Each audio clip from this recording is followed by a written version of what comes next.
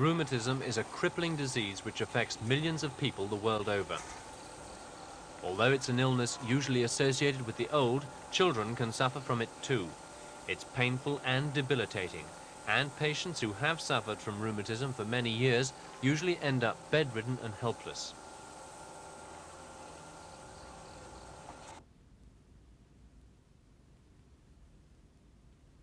For centuries, people around the world have attempted to find a cure. On the southern Japanese island of Kyushu, near the city of Oita, two completely different methods are being used.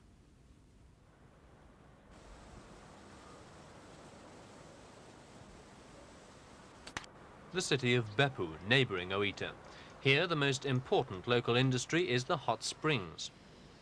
The Beppu Treatment Center is famous throughout Japan for its soothing hot springs and sand baths.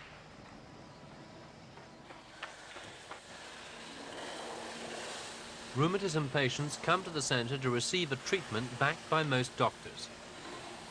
The application of heat to various parts of the body has provided relief from pain for many people. And its use can take on many forms. Hot sand spread in towels or swimming in hot spring water usually brings relief to the sufferer. But despite years of use, this method has its critics. They argue that heat application alone is not sufficient. Drugs and surgery are then often used, and according to the critics, the whole process worsens the patient's condition.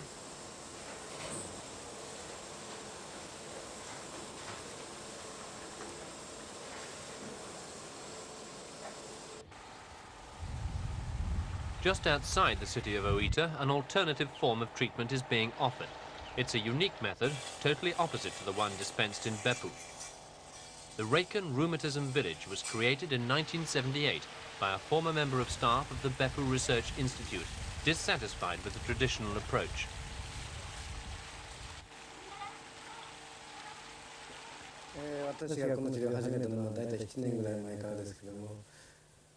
Dr. Yamoshi's method is considered unconventional. He literally freezes his rheumatic patients and prescribes gruelling exercises. He told us that after using the traditional method for several years, he started to believe that the hot bath treatment did not help his patients at all, but that on the contrary it harmed them.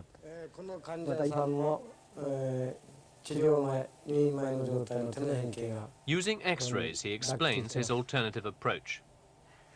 Humans are warm-blooded and need to keep their body temperature constant. To achieve this, the brain acts as a temperature regulator. If a part of the body is heated, the brain slows down blood circulation to reduce the body's temperature. However, if cold is applied, the brain will increase the flow of blood to restore the proper temperature to that part of the body. According to Dr. Yamoshi, it's the constant flow of blood which facilitates recovery, and the application of heat which makes it impossible. And constant fresh blood allows the crippled bones to rejuvenate themselves.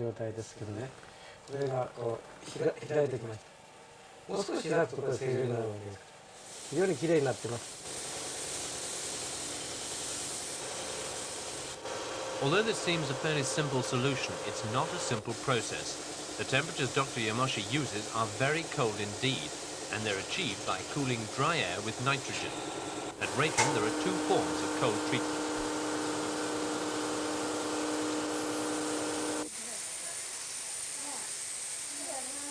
One is by local treatment with a powerful airstream at minus 180 degrees centigrade.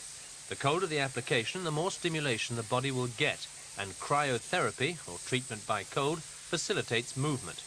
But it's only part of the treatment and must be coupled with exercise. Both activities will help the movement of fluid which would otherwise accumulate in the joints of the body.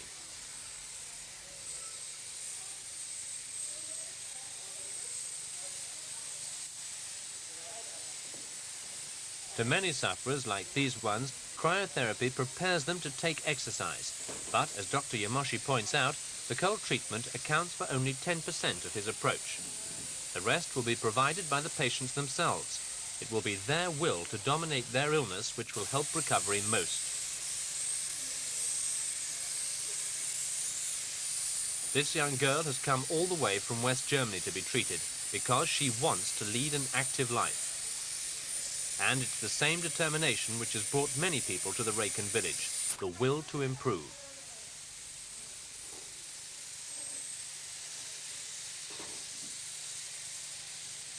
I think the treatment is very good, especially the exercise.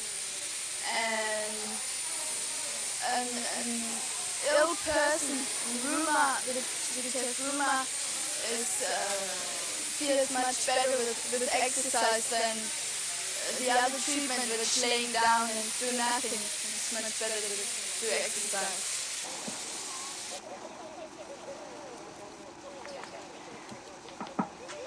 Exercise time at the Raken Rheumatism Village. And whatever the season or the weather, exercise programs are set up from 6 a.m. to 8 p.m. There's no doubt that initially, Dr. Yamoshi's exercise regimes caused some pain. Many patients complain at the beginning that it's too difficult and they wish they'd never come.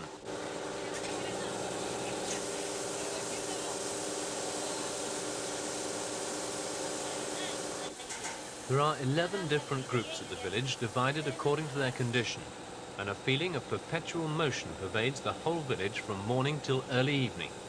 The activity is only broken up by short breaks for breakfast and lunch, and then the flurry of activities picks up again. The treatment works so well for some that 2 of Dr. Yamoshi's patients have run the Boston Marathon. One of them, a man of 42, ran the 42 kilometers in under 3.5 hours. He had spent 3 months at the clinic and was in training for 9 before achieving this feat.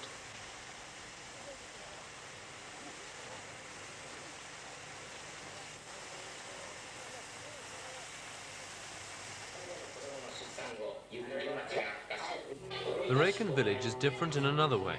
Doctors, nurses and exercise teachers say the patients must help to cure themselves. Medication is not used at all in the village. The staff there believe that it's the body itself which manufactures the medicine. They say it's the patients who are the doctors, since it's they who fight the battle.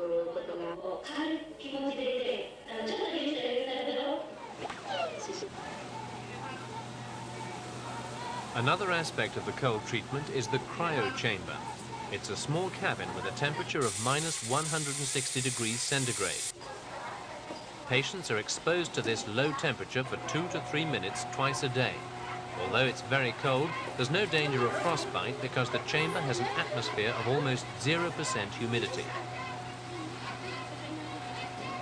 When the whole person is immersed in the cold chamber, the sensation of well-being affects more than the body. It also improves the patient's mental state.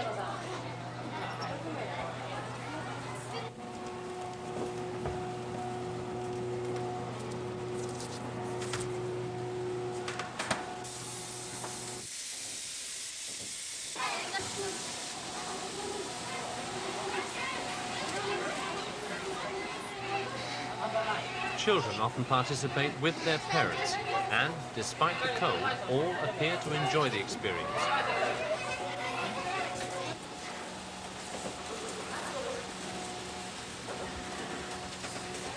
Young and old all receive and participate fully in the treatment. Of the 142 patients at the village, the youngest is 7 and the oldest is 73. Over the last 3 years, with almost 2,000 patients treated, Dr. Yamoshi says there have been only 2 or 3 complete failures. He says even the worst cases have been helped by the treatment.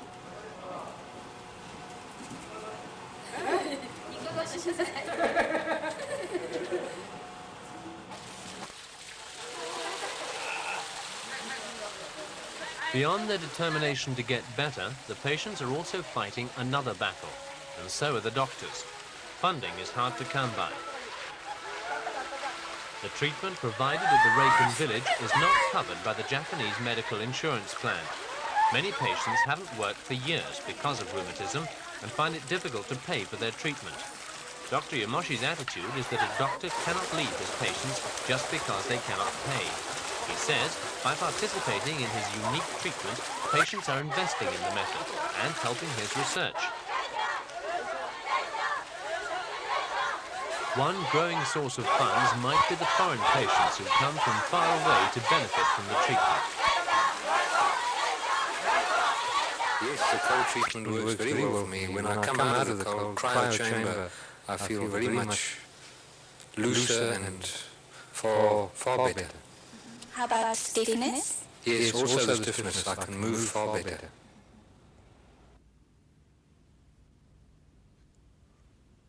Dr. Yamoshi is now receiving letters from all over the world inquiring about the Reiken method.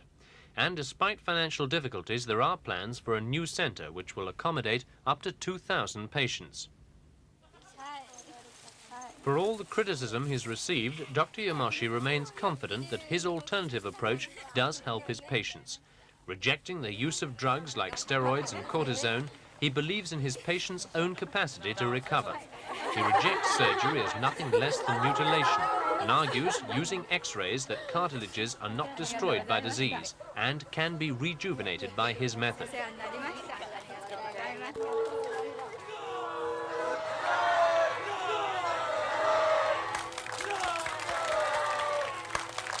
The staff at the Reiken village bid farewell to one of their success stories. It remains to be seen how many of the Reiken village patients go home to lead active lives. But there is no doubt that most of them leave with the will to beat rheumatism.